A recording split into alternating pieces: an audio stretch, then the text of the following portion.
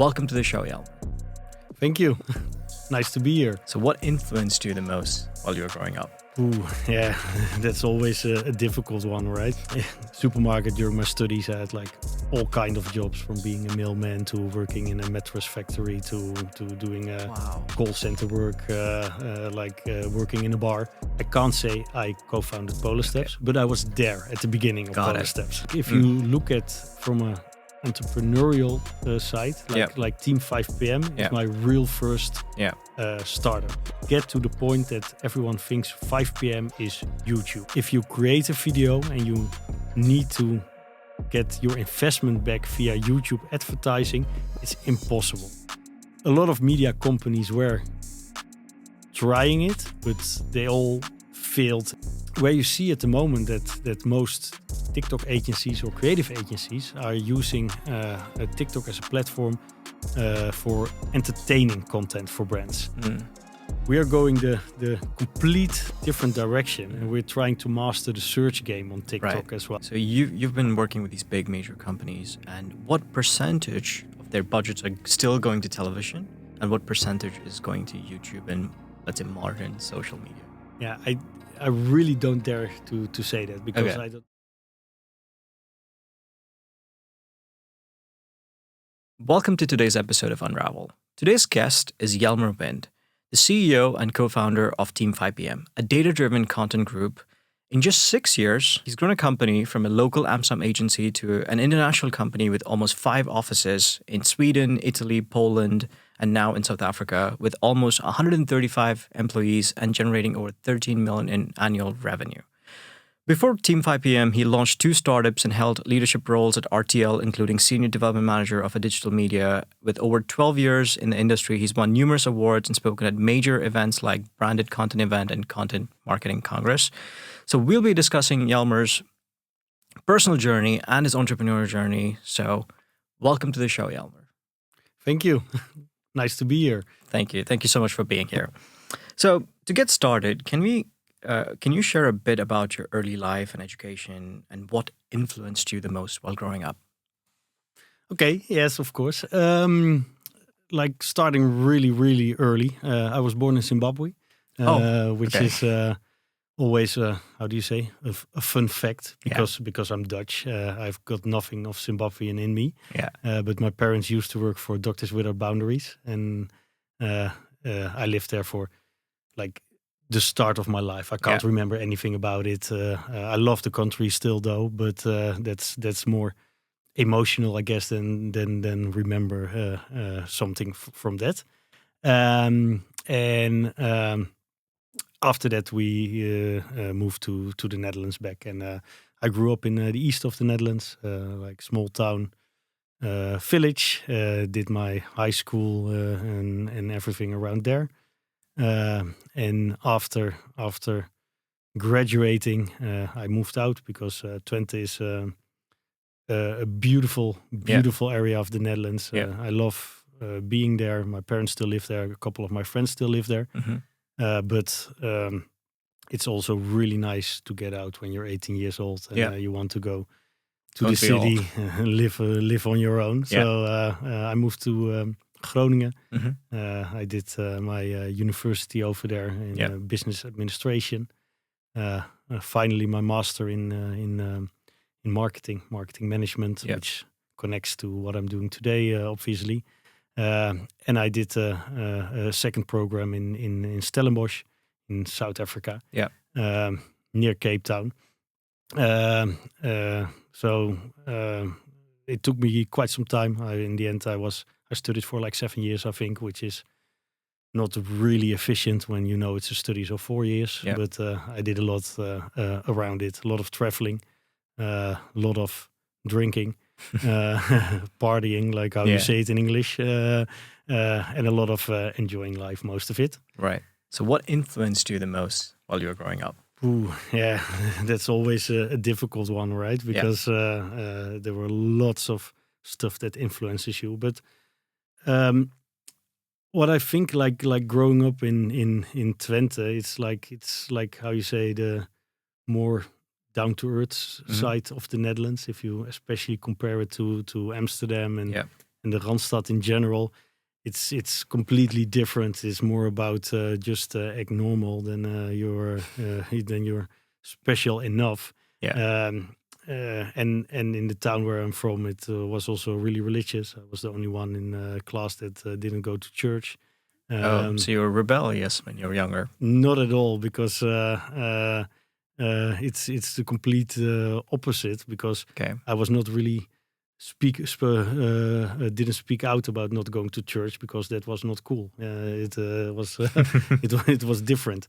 I think that kind of mentality, the more eastern side of the Netherlands, I think that influences still how I and we run the business today. Okay. Especially in the marketing world in Amsterdam, it's a lot of blah blah, air balloons, and that's something that we always oppose to, Right. because it's not in the client's interest. It's only about being cool, and it's not our style. Let's put it like that. Got it. So I think that influenced my today job a lot. Yeah. So did you know, as when you're growing up, that you're going to be an entrepreneur? No. So you never had that idea at all? I never had a clue. And if you now ask me what I want to become when I'm old, I have no clue as well. Oh, wow. I was quite one of my best friends still. I know him since high school. We did VWO. Mm-hmm. And in the fourth class, he told me I'm going down a level to the HAVO. Yeah. Because I want to become a gym teacher. So I don't need VWO. And when I start doing HAVO, I will be finished quicker, so I can become a gym teacher quicker. And at one point I really admired that, because I had no clue what I was going to do. I choose my studies, to be honest, obviously, on the base that it was in Groningen. Yeah. Because my friends were going to Groningen, and I wanted to go to Groningen. Yeah. And back then I still had no clue what I want to become when I'm old. No. Right. And did your friend become a gym teacher in the end? Yes, and he still is. Oh, wow. Okay. Yeah. That's really good. So what was your first job or business venture? Like when I go back to those days, I was working in a supermarket, but you probably don't mean That's that. fine. It's also a good first job. Supermarket, during my studies, I had like all kind of jobs, from being a mailman to working in a mattress factory to doing call center work, working in a bar, all those kind of stuff. And it was at the end of my studies. Yeah, it was in the end a bit of both. Like I met Koen Drosten. He's the co-founder and soon not to be anymore, but CEO of Polar Steps. And I think they already announced the new CEO of Polar Steps. Last week, I think, right? I forgot her name. Claire. So, and I met him in South Africa. Still till today, he's one of my best friends. And we studied for 6 months in Stellenbosch. Yeah. And actually, that was a beautiful period, because the level was not too high. Yeah. They didn't expect a lot from exchange students. Yeah. But life, weather, cost of life was great. So we did a lot of travel, a lot of partying, and also a lot of thinking about if we could start something together. So in the end of South Africa, or maybe 1 or 2 years later, I don't know, we came up with the idea of Company Spot, which was like how do you say, student initiative about how students can orientate themselves better for big companies when they finish their studies and need to start working. It were like company profiles with all the information from salary to traineeship possibilities to job searches. And that was your first Company Spot. Yeah, that was the first company we started, and during that process, I traveled a lot after my studies. So we were busy with building the platform.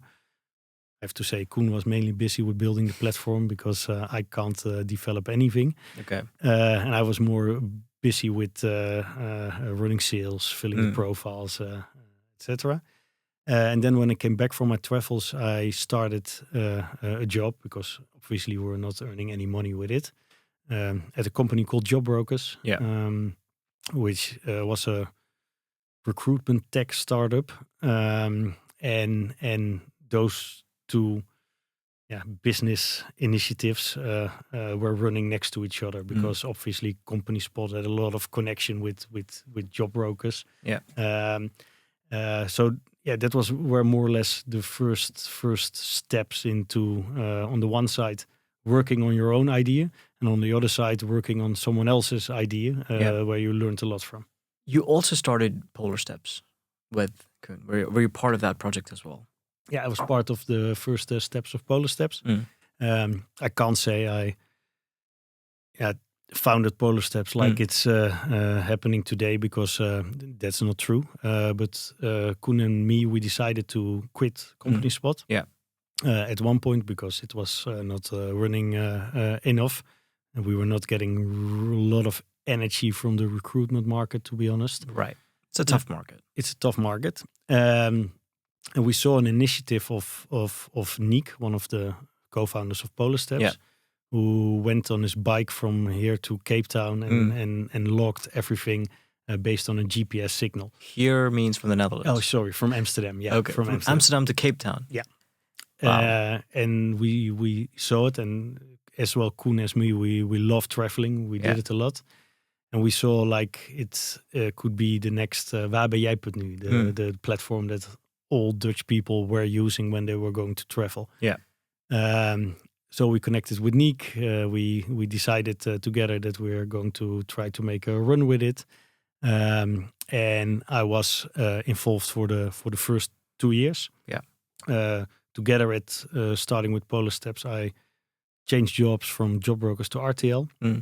And at one point, Polar Steps got his first investment. Yeah. And that was also the moment that. Which year was this? 2014, something like that. Yeah, more or less 10 years ago. Yeah, could be 2015 or 13, but it was in that period. Right. And that was also the moment that there needed to be a decision. Like, are we really going to spend full time on this idea? Yeah. Koen really wanted to do that, and Nick as well. Yeah. And for me, it was not really interesting saying that. I didn't want to be like in a tech startup at that moment, although I love the idea, and I still think Polar Steps is by far the coolest brand we have in the startup market in Amsterdam. And I loved working at RTL. So so I decided not to go for Polar Steps. And after that, Polar Steps became Polar Steps. With there was no app live when I was there. So I can't say I co-founded Polar Steps, but I was there at the beginning of Polar Steps. So you started a company called Company Spot, and then you were kind of part of the journey of Polar Steps. But how did this experience shape your entrepreneurial mindset? Was there, because you didn't start another company immediately, rather you went on to taking a job at RTL? Yeah, already at the Job Brokers period, we saw that being able to grow the platform Company Spot and running your sales and running your business, we were largely dependent on corporates. Both of us, let's keep it with me, I never worked in a corporate, and I thought it was really handy to gain that experience about knowing how it works, how systems work, how politics work, etc., etc. Yeah. So going to RTL was a decision based on I'm going to do this for a couple of years to learn and to gain experience in that before starting something new, or at the starting point going back to Polar Steps or doing something else. So that was the initial idea. but being at RTL, I loved working there. It's a creative company. The years that I was there, RTL, and they still are, I think, were performing extremely good. So there was like time and money investment to create new ideas. Time and money, that's what you have when you work at a big company. Yeah. So just to ask this question again, like what was the difference between your experience working at your own company, like Company Spot, and RTL? What was the biggest change? The biggest change for sure was that like the companies that I had till that point, I never worked full time for them. I was never able to get a salary out of it. It was like something we would run in evening hours and weekends. Okay. So RTL was actually a day working job. So you finally got a salary. Finally got a salary, and so it was a complete different. Like if you look at from a entrepreneurial side, like Team 5 PM is my real first startup. Yeah. Right. So what inspired you to start Team 5 PM? In the end, like what I said, RTL was a great company, and I started in Hilversum, more the television side of RTL, but on the digital department. And at one point, we of RTL started a multi-channel network, which is like the business name for a unit that was producing content and programming for digital platforms, which was mainly YouTube, because that was then and is still like the main dominant video platform if you look at where audiences look at. So I did that for the last 3 years, and it was completely different. It was in an office far away from Hilversum in Amsterdam. All day there were YouTubers in our office. We had a swing and a football table. So complete different vibe. And we were busy with creating new stuff. So we had budget to create programs for people who are not watching television anymore. Right. We worked with the famous Dutch YouTubers like Stuk TV or Calvijn, and we were creating with them programs for YouTube and that kind of stuff. That was a complete new world, and RTL was quite a front runner. Not only in the Netherlands, but especially in the States, like the big multi-channel networks. They belong to Disney or to RTL. Yeah. In the end, we came to a point, because I say we, because I started 5 PM together with 2 colleagues from that unit, that we were not learning anymore, and we started talking about starting for ourselves again. Right.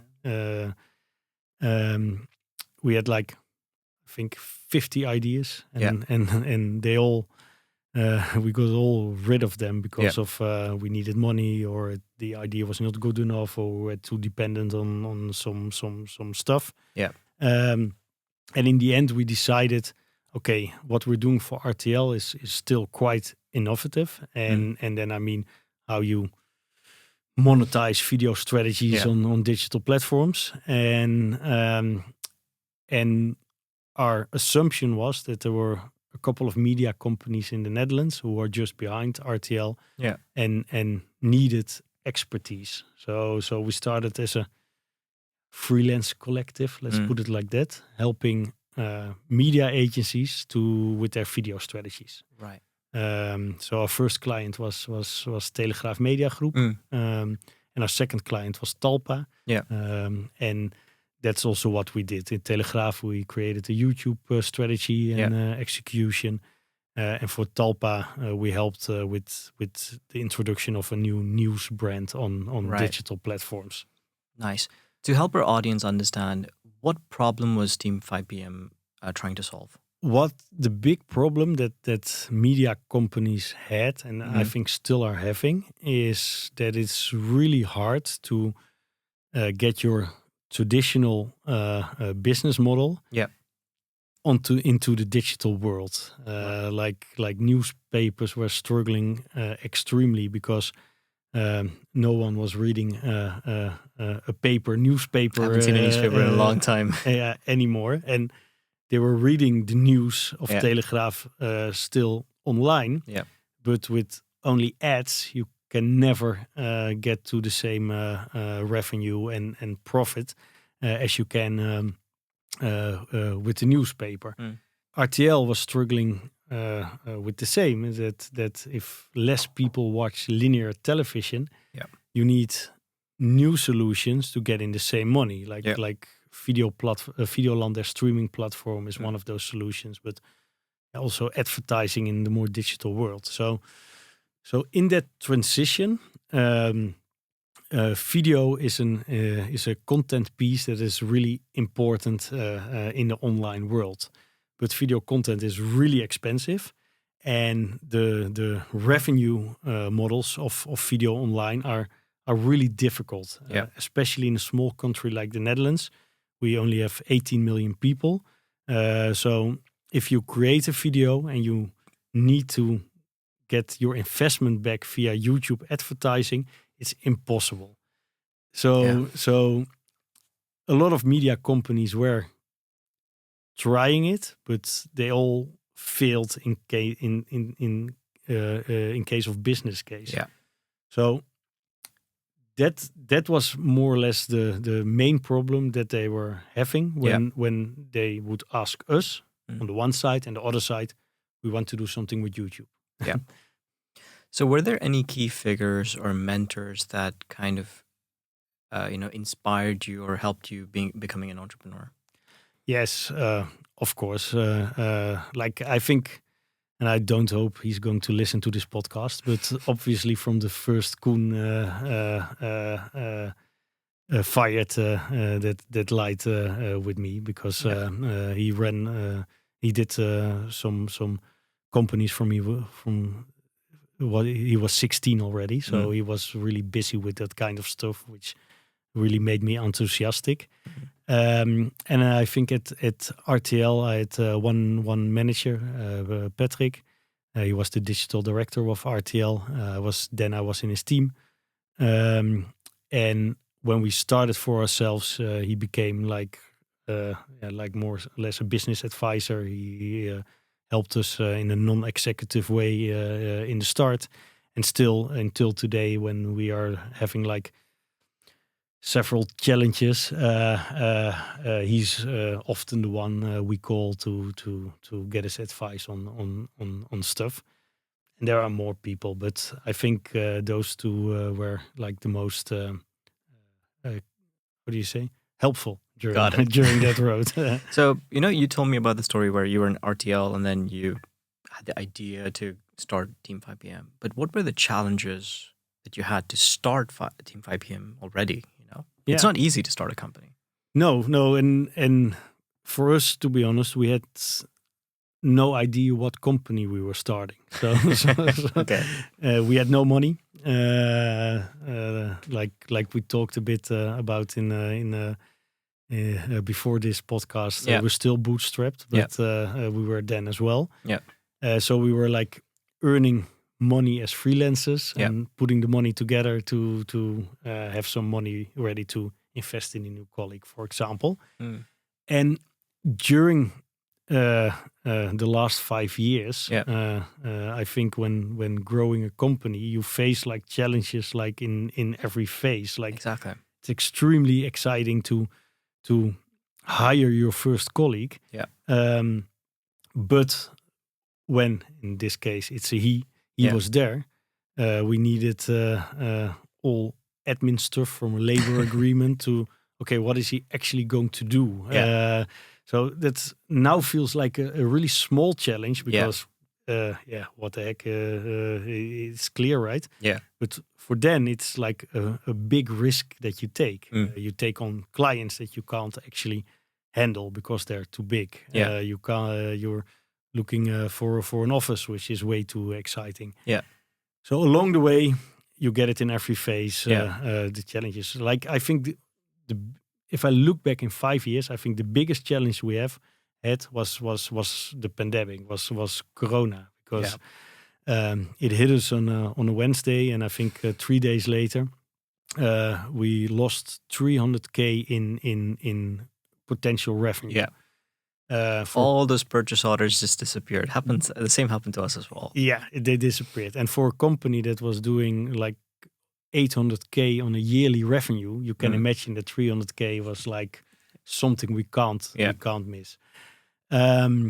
So we called for 3 days non-stop with our clients, with the network, with everyone about what are you going to do. And now looking back, no one knew it, right? Yeah. But that was what we did to get a sort of grip on the situation. I think after a week, because obviously one of the things were like that, okay, are you going to fire people? Are you going to not renew contracts? We just hired 2 new people who were in the probation period. So yeah, we could make a move. Yeah. And then what we did, we decided to keep everyone. Yeah. Because it was completely unclear what is going to happen. And we were like building a company based on a system that we more or less knew. And now the system was completely gone. So we couldn't like make any assumptions about what's going to happen. Yeah. So we thought, okay, if we go all together, and c'est la vie.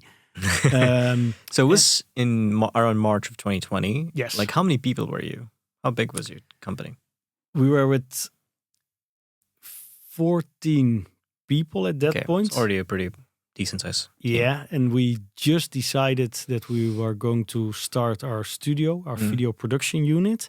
So Frank de Wit, like the fourth co-founder at the moment, already quit his job at Endemol, and he was going to start the 1st of May. Oh, you have someone for Endemol. I've heard of the company. They're big, right? They're pretty big, yeah.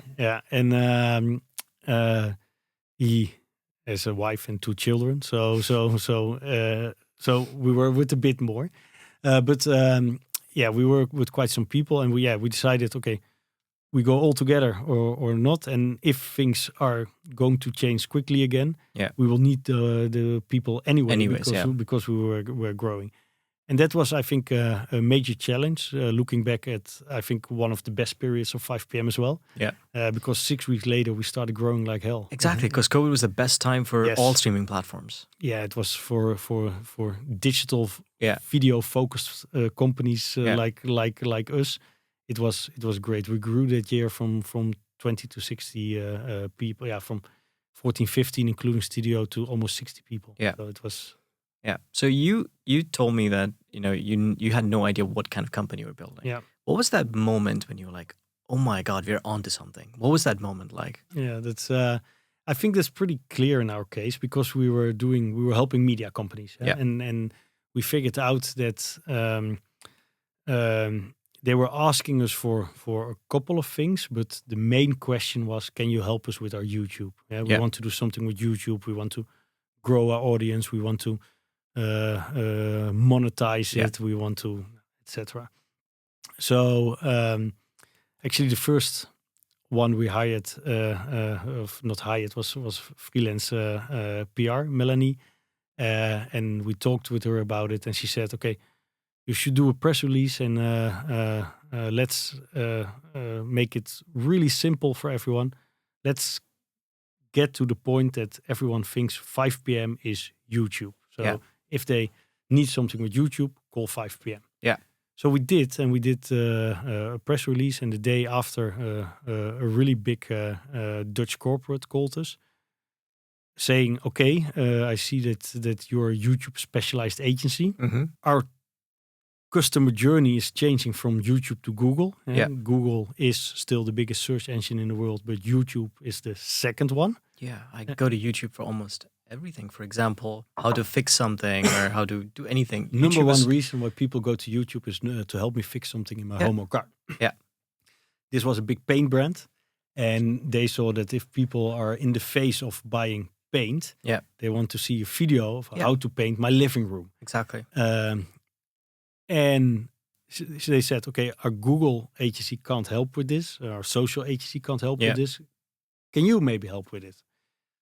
We only worked in for publishers. Because obviously we said yes. And we were going to help them to get their content into the world. And while doing that, like other really big brands like ING, like Gamma, like Transavia, also got into contact with us about YouTube. And now knowing the marketing agency and landscape a little bit in Amsterdam or in the Netherlands is really competitive. Like especially on the level on the big corporate brands that we work for. But all the brands, they have like a creative agency, a media agency, a social agency, a Google agency, a Facebook agency, a performance agency, whatever. But none of them had a YouTube agency. Because there were no agencies specialized in helping brands to be successful on YouTube. So the decision about making it a YouTube agency and at that point coming into like a blue ocean into the agency landscape instead of competing with a social agency, going into pitches, was a bit of a coincidence, to be honest.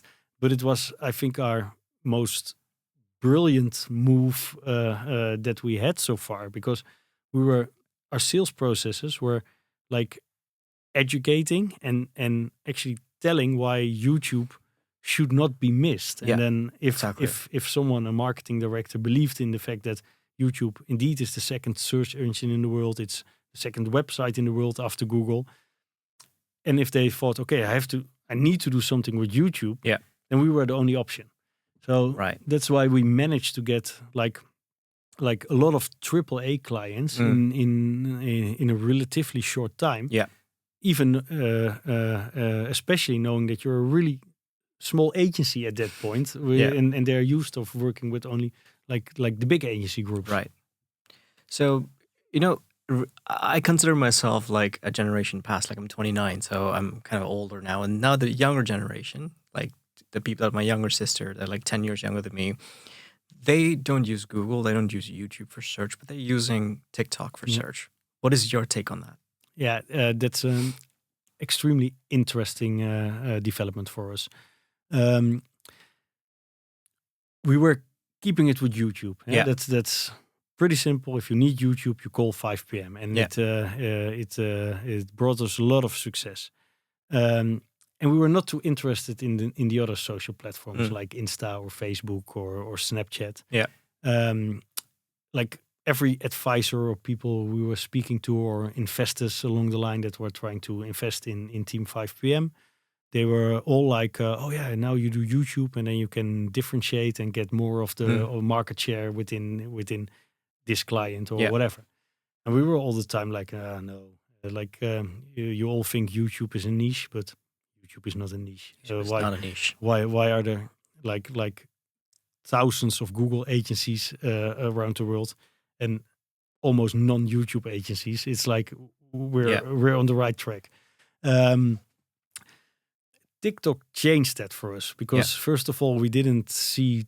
I don't see TikTok as a social platform. I really see it as a video platform, and that's really in connection with YouTube. And we saw really early that it's being used as a search engine. And one of our main products at 5 p.m. is data-driven strategies. We called it data-driven content creation. And that is figuring out how to create the video that is the best fit for people searching for it, for your audience, for where your competition is. Really the video SEO game. So different than Google SEO, but video SEO. We even developed our own tech platform for it called Topic Tree, in which we can easily see how people look for this kind of topic or domain on Google, on YouTube, on TikTok, on Pinterest, on marketplaces, everywhere where there is video. So where you see at the moment that most TikTok agencies or creative agencies are using TikTok as a platform for entertaining content for brands. We are going the complete different direction, and we're trying to master the search game on TikTok as well, because those generations are using it as a search engine.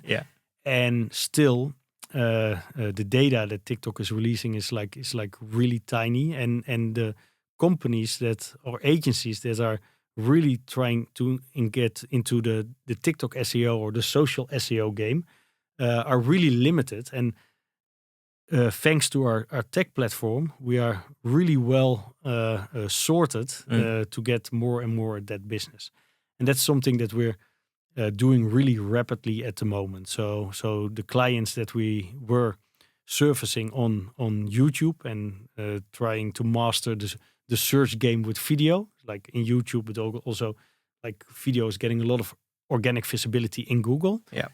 We now add the extra step, and that's TikTok. So for clients, we create production events in 1 or 2 days that we do something about beds or curtains or something that people are looking for when they want to buy curtains or a new car, for example. Right. And we create long form for YouTube and we create short form for TikTok, YouTube Shorts, and a bit of Insta Reels again as well. Although the search behavior is way different over there. I think in the old days and still how many CMOs still look at their creative and marketing agencies is you go to an agency, you get a big idea, and the output of content is always a television commercial or a radio commercial.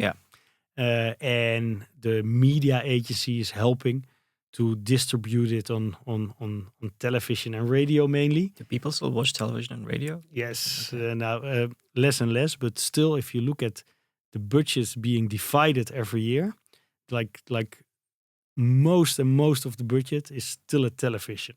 I don't know anyone in my age group that watches television. Yeah, it's funny, right? But it is like that. We believe that the CMO of the future understands and needs an agency that knows their way around maybe 10 digital platforms, knows how they work, how the algorithms work, and how you get your audiences on those platforms, who can create the content specialized and tailored to the platform where it's being broadcasted, who gets that a mass audience of 2049 doesn't exist anymore, but that you get a mass audience by 5 different segments of people based on interest or search behavior or maybe sometimes age as well. Who and can then deliver it with a complete overview of the results. So it's measurable, and it's not like, okay, we think we had a great run. So to be that company, I say, what are we? I think some kind of modern age advertising agency. Only it doesn't exist at this point. So that's something that we're heading. So it's more efficient. And to be able to deliver on that, you need to be completely data-driven from the start 100% agree. Till the end. And that's like, I think, the disruption in setup that we are creating in this market. I think you're in a pivotal moment where you're trying to navigate into a specific direction of where this is going. So, when you're a small company, it's easy to make these choices. But now you're 100 plus people in your company. Yes. How does you and your team look at all of these different data points you're getting? You're getting a lot of data. Which direction are we going? Are we going TikTok? Are we doing this? Are we doing that? How do you work as a team to set that strategy towards, okay, we're all going to go in this direction? It's not an easy thing, but I'm curious to hear how you do it. It's not an easy thing for sure. And to be honest, I think 50% is based on data and 15% is based on feeling. About the gut feeling. The gut feeling, for you, that's funny because all our clients we tell like you're like crazy if you still do stuff on gut feeling, because with all those platforms we can measure everything. We know exactly what your audience like, and then for your own company you still do a lot of gut feeling about opportunities you see in the market, about stuff that is happening. And I also think that's realistic, because at the moment a lot of the data that we're using is mainly based on historical data, and being in a environment that is really dynamic. I'm no pretty sure that no one in the market is knowing where it's heading. Yeah. And people who are saying that they're probably lying, and hopefully most of them, they don't know it yet, but they are. So we always said, and that we need the best team that can adapt to those changes the best. And I agree. Yeah. Getting so big, it gets more difficult and more difficult. That's one of the reasons that we recently acquired a social agency, and that we're in the busy with acquiring another one. Because we became like a slow company before stuff actually happens. Yeah. It needs to go through several departments, etc. Well, sometimes we need speed, and that's now one of the reasons why we acquire like smaller agencies in the hope we get some speed back in certain areas in which we need to gain market share, like TikTok or influencer market. So you did mention about, no one knows where this industry is going. Yeah. But you started in 2019, right? Or 2018? 2018. 2018. And how has the whole marketing landscape changed since you started Team 5PM? I would like to say a lot, but the honest answer is that I don't think it changed a lot. While every blog, every expert, every people from inside our business, who you speak to, will say it changed a lot and it's changing nonstop and it's changing, etc. And it is, but on a tiny level that is the most visible for everyone. Yeah. Because being a marketer or being someone in a marketing agency, you're focused on one thing in terms of publicity, and that is the most disruptive, innovative things. Yeah. We need to work with VR, AI, and that's also the things that brands are releasing when they win awards or that kind of stuff. But if you look underline, and then I purely look at a revenue level where marketing budgets are spent, most of it is still spent on television and the complete world that is around it. And obviously YouTube is getting a lot of money and growing like hell. And if you add YouTube on a global level, it will win from every local broadcaster or European broadcaster group.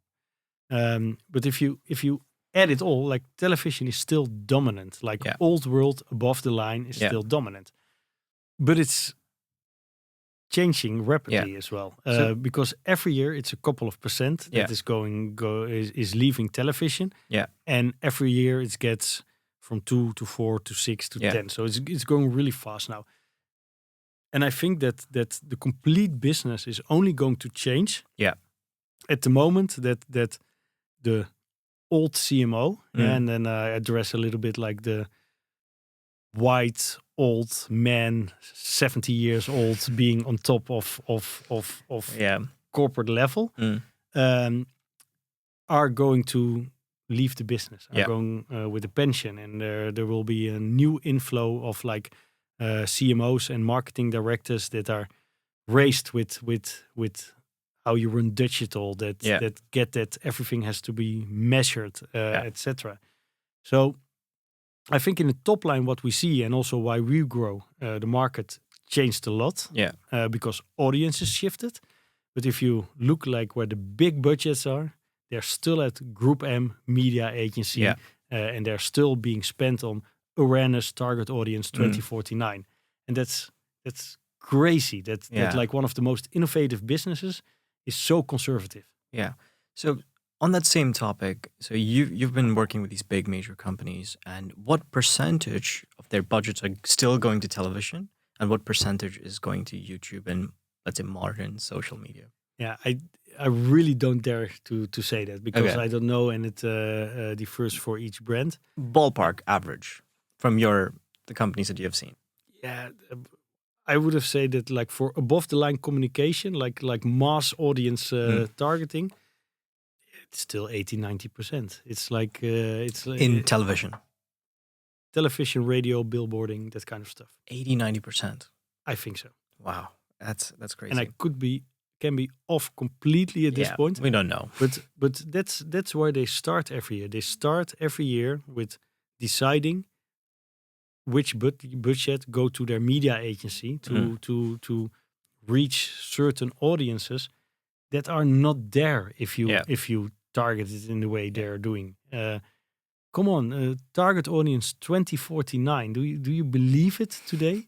Like you're 29, I'm 41. So we're in the same target audience. Yeah. It's like complete bullshit, right? We're not. You like this, and that. I like this, that, and that. Yeah. And yes, of course, we both need to buy our food, and it's so stupid. The daily essential is still going to be the same. Yeah. Maybe some things change, but then you're still going to need the basics at least. And we decide on a complete different way. Yeah. Why we like this brand, or true that. or which brand we need. Like the most one of the most famous slides a colleague of me was using was like a picture of Prince Charles and a picture of Ozzy Osbourne, both British, male, 50, etc. But a complete different person. Perspective. But if you target British, male, 50, you get to them both. And I get it from the old world, that television or radio were the only stuff there and everyone was watching it. Yeah. Great. But today you can go so specific into the platforms that it's like a waste of money and time to do it in that way. True, because both of them have different interests, different purchasing powers, different lifestyles, a lot of different things that are different. Completely different. Yeah, because an average 29-year-old and an average 29, me versus me would not be buying the same thing. Because again, I was an entrepreneur for so many years. If he's not an entrepreneur, he would have different interests, different things he wants to do. So yeah, and I still believe that like this kind of mass communication can be really effective for recognition of your brand, and that's also really important. Like people need to remember your brand, and then chances are bigger that you buy it in the supermarket. So please do it, but don't put all your budget into it. Make a more fair distribution on the platforms where your potential customer is orientating. Yeah. Like we see that 90% of the people that are into the process of buying a car are using YouTube to see how it drives, what 100%. color it can be, etc. If you connect that to the car brands at this moment and see what car brands in the Netherlands are really pursuing a really active YouTube strategy, almost none. Yeah. Why? It's true, because everyone just looks at YouTube if they want to buy a new phone or a new car. Because I've been looking into YouTube for every car I want to buy. I'm like going through reviews, all of my favorite YouTubers, before I decide if I want to buy it or not. I don't go read anything else. Yeah, it's official Google YouTube statistic that it's around 90% of the people who are in the process. And it's logical. Everyone I know, including my dad and my friends, are doing the same. So why are you not controlling that conversation as a car brand by creating the content? Also, you're the first one that actually can create content about a new car. It's not the Autoweek or the ANWB or no, it's you. And then comes the publishing companies, and after that the influencers. You even can do it with the influencers. True. Based on what people are looking for. And I don't know what the budget of a big car brand is in total, but they must be pretty big, right? Huge budgets. And making a YouTube video explaining what their car does is not going to cost them anything. It's so small, and they're still not doing it. So I think that's yes, there is a lot of change, but also I don't think there's a lot of change yet. Yeah. Also about on the same topic about trends, people jump on these trends, that what's happening in the market. For example, 2 years ago, it was Metaverse everything. Yeah. everyone spoke about it. I hated Metaverse. I was like, I don't believe in this shit. I hate it. And then ChatGPT came around, and everyone forgot about Metaverse. Yeah. And how do companies react to these trends and changes? Because it's crazy that billions and billions were invested into Metaverse, Yeah. and today no one dares to even speak about it Yeah. because they know it's a failure. In a couple of years, we had the same with robotics. Yeah. And so every period there is a big hype.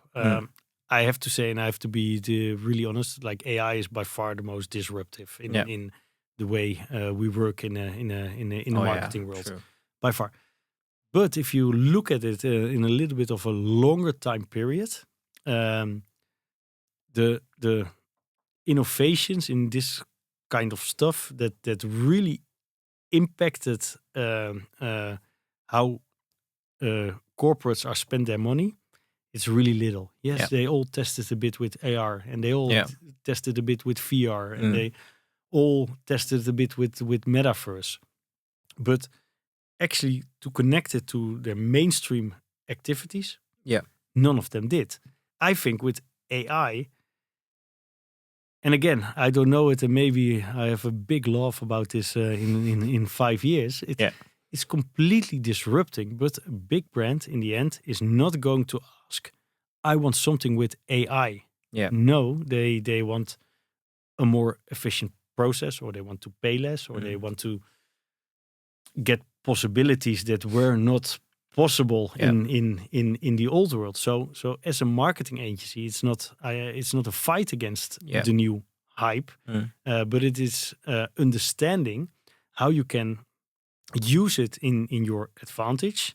Be the specialist in your field. We don't have to master all AI.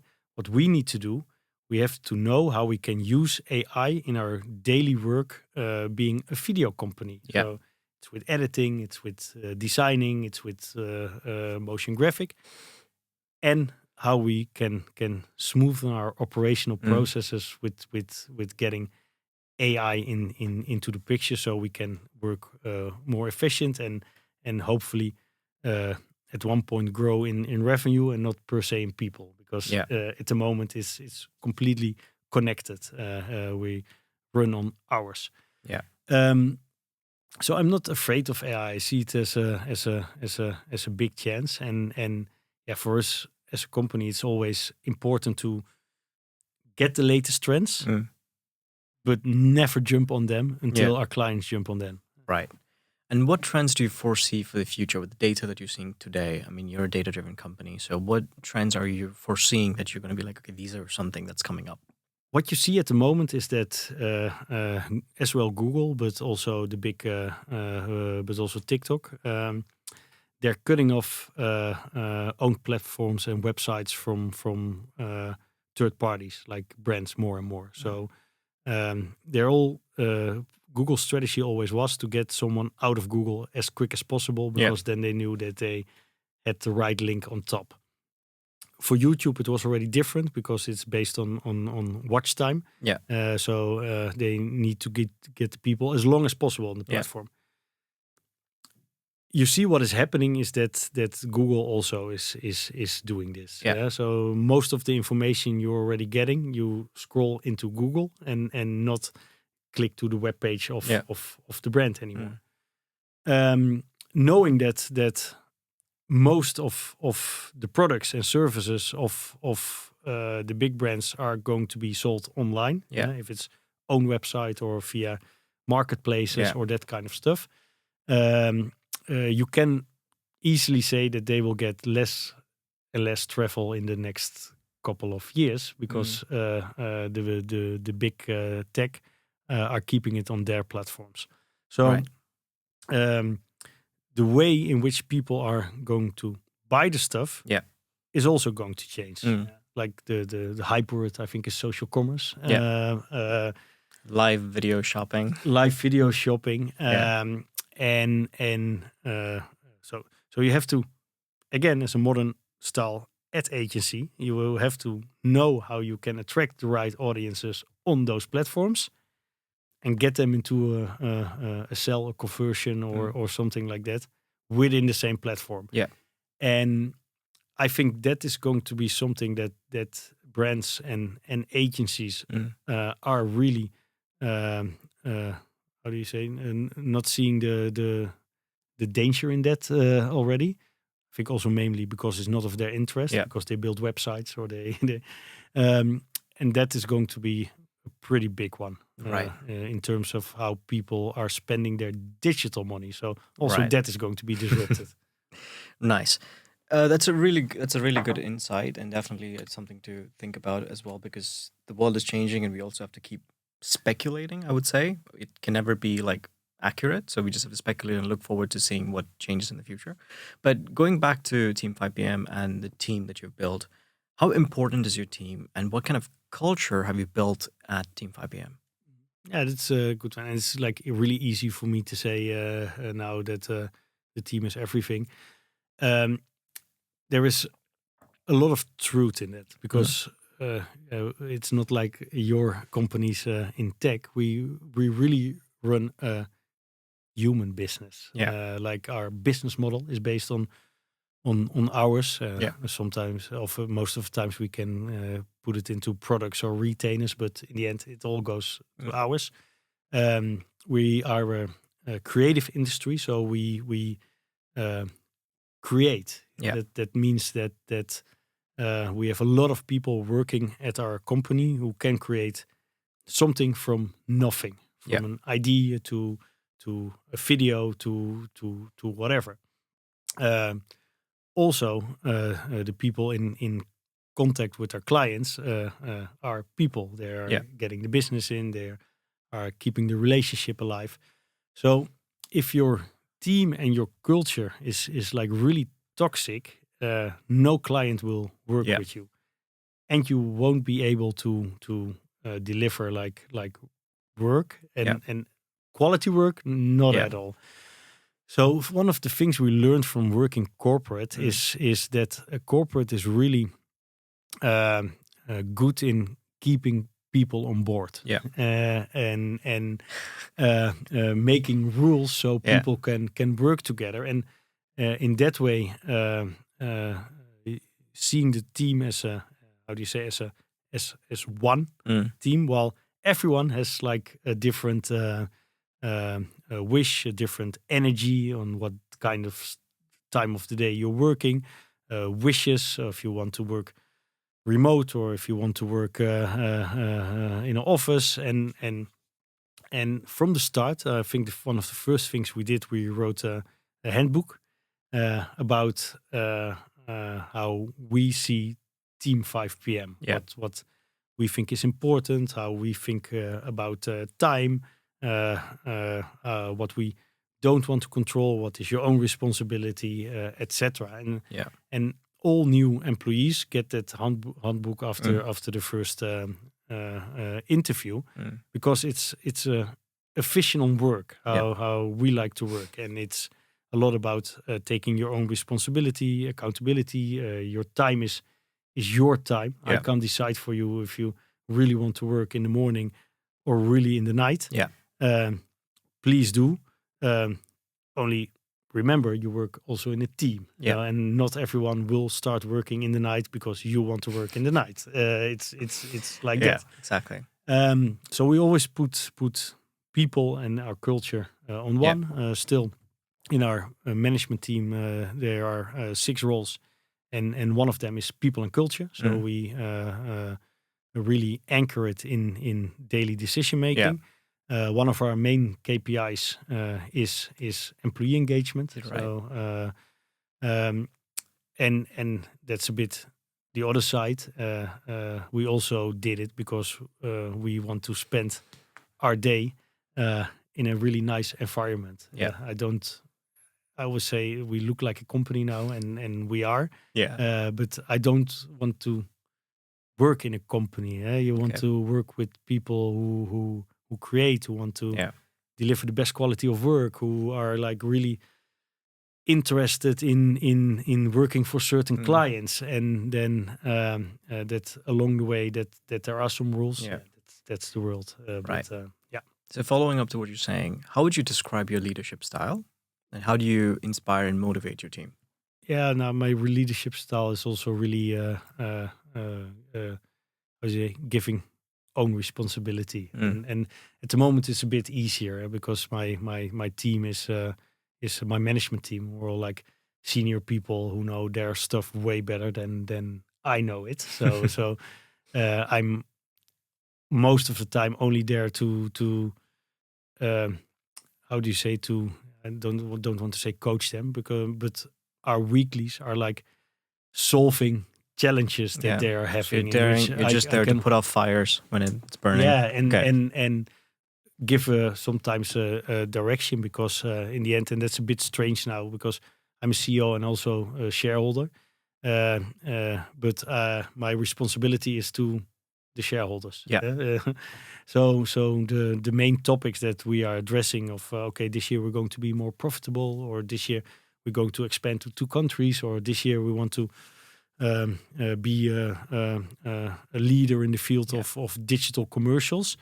Um, that's the kind of stuff I address with them in terms of direction. And on the other side, I'm there to help them with reaching their KPIs, because if Right. they will reach them, I will reach mine as well Got it. in the end. And I think most of the people that were in my teams in the last 10 years um, uh, would say that's my style, giving a lot of Nice. responsibility and help them when possible. Nice. So how would you define success personally, and has it evolved over time? Um, I think it probably is like when leaving RTL, like my dream for Team 5 PM was that I could have the same as RTL Yeah. in terms of work, in terms of people, in terms of what we were doing, and but for my own. Yeah. And now I think 2 or 3 years later we reached that level, because we were with like the same more or less amount of people as I was RTL in my team, and we were doing more or less the same stuff, only for brands instead of for a publishing company. And today it's completely different again, because we're not doing the same now. We're running a company that is really big, which is like 75% of the time really nice, and 25% of the time I'm doing stuff that I don't really like, which is part of the job, Yeah. but it's there. So in terms of how you measure success, we reach what we did, and we did it better. Yeah, and No, but more like how do you define success personally for you? I mean, I understand the company side, but for you, I know there's a lot of goals, KPIs that you go after, but for you, what makes this a success, or how do you measure a success? Oh, It yeah, could be small, big, anything. Oh yeah, no. For me, going to a place every day where I really enjoy being, Yeah. and learning new stuff, and doing things that hopefully disrupt a market. That's what for me is success, and Okay. what I enjoy doing. And that's what I was saying. Like 75% of my job is still that, but 25% at the moment is about not taking risk, Okay. about taking care that numbers are in line with what we wanted to. Nice. Yeah, but for me, success is really small. Ronen, one of my co-founders, always says, "Yeah, you don't give about anything, material or whatsoever. So think that it is successful already is pretty easy for you." Nice. So every journey is filled with failures and setbacks. How do you handle your personal failures and setbacks? Again, maybe a bit of the populistic answer, but one of our core values is we are not perfect. Yeah. I think the key thing about running a business is coping with failures, and trying to learn from that and take it better. I think one of the most difficult things about that is that younger people, and especially our colleagues, they are relatively young. is that failure is a big thing, and something you don't want to tell your colleagues, especially not your manager or or me in this case. Yeah.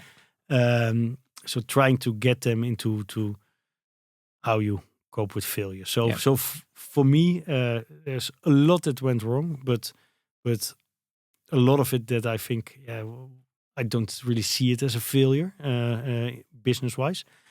So how do you maintain a healthy, work-life balance? And what do you do, to unwind, after a busy day and stuff like that happens? I still play a lot of sports, so that's my main. What sports? I quit football now because I'm too old for that. I was getting injured, but I play a lot of padel. Okay. So, a very Dutch thing right now. Yeah, at the moment it is, but I play competition and I play with the guys, wow. and Nice. I love playing it. So that's my favorite. I started up with a bit of golf as well.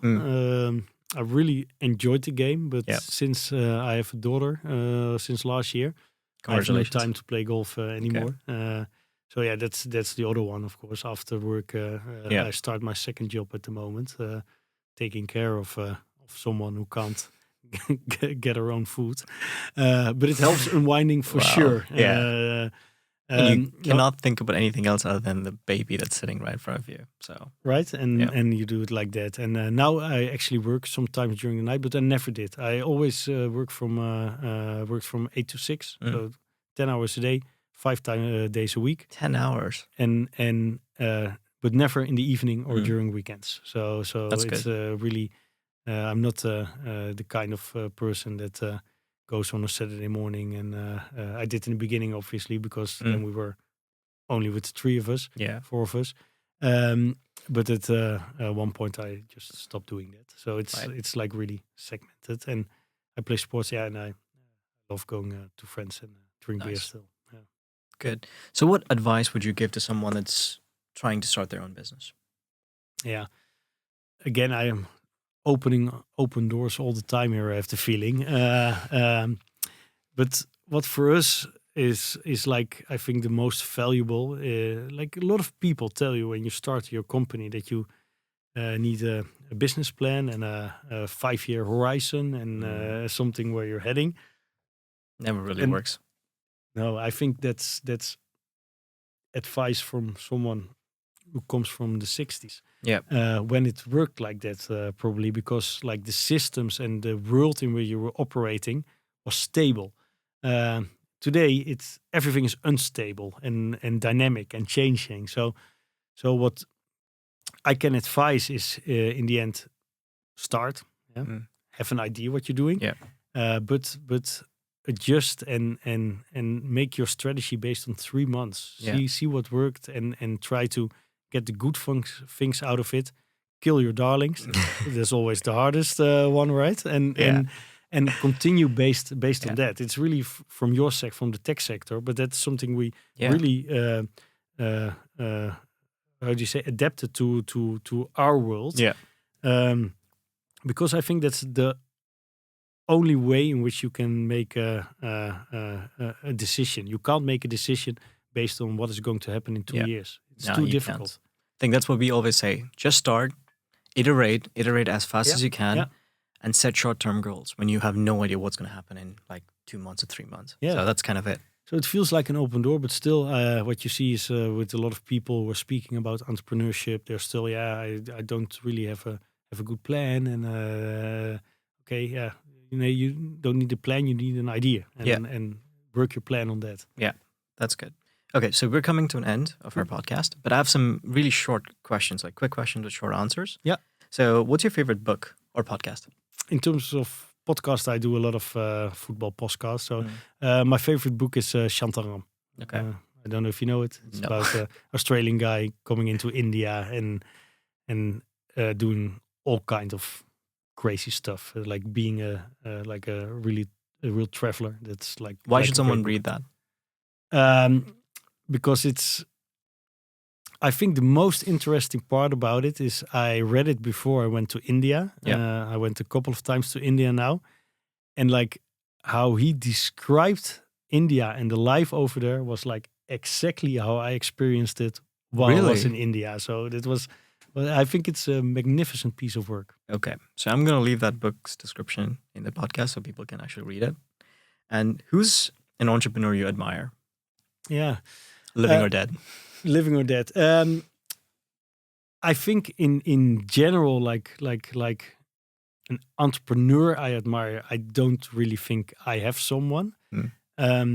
What I really admire, I don't know if you follow it, like Ryan Reynolds, the Hollywood actor. Yeah, of course. Bought a club in Wales, Wrexham, a couple of years ago, and I love that story. That's an amazing story. I'm watching it on Disney Plus, and I think the most interesting part of it is like it's like first of all, it's like a boy's dream, right? Yeah. Buying a football club and exactly. buying your players and etc. But how they're approaching it is like extremely smart, and of course they have like all the possibilities to it being a Hollywood star. But it's a marketing genius, in my opinion. Yeah, they make a media company out of a football club, so they're flying it from the complete different side. Yeah, and again now they're complaining about how much money it is, but if it's going to reach Premier League, the company is going to be, of the club is going to be worth billions. Exactly. So it's probably the most, how do you say, productive, of profitable business investment that they're ever going to get. So I really admire that project. Yeah. And I think he comes out really good in the documentary as well. Right. Okay. So what's a tool or app that you can't live without? And this is the commercial one. I have to tell topic 3, of course, because we and I and our company is using it all day to help our clients in a personal life. I don't really know what I'm using a lot in a tool. Not too much, I guess. Okay. So if you could have dinner with any historical figure, who would it be? Classic question. Classic but I had to put it in. Yeah, that's good. I would go for how do you say in Dutch we say ontdekkingsreiziger. It's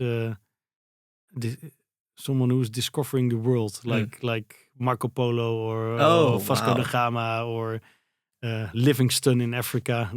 Wow, I think someone like that. Someone who's discovering the world. Yeah, I think it's pretty cool, right? If you're like, that's a very interesting answer. 1500, you only been in your village in England, like Charles Darwin, and you decide to go on a sailing trip around the world.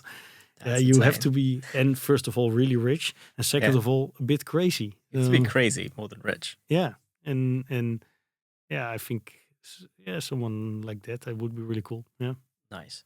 So we've come to an end. So thank you so much for coming on the podcast. Thank you. So I had a great conversation with Jelmer today, and a lot of insights into marketing and his whole personal journey into his own entrepreneurial journey. Thank you so much for watching the show. Looking forward to the next episode. Until then, stay curious and stay healthy. Thank you.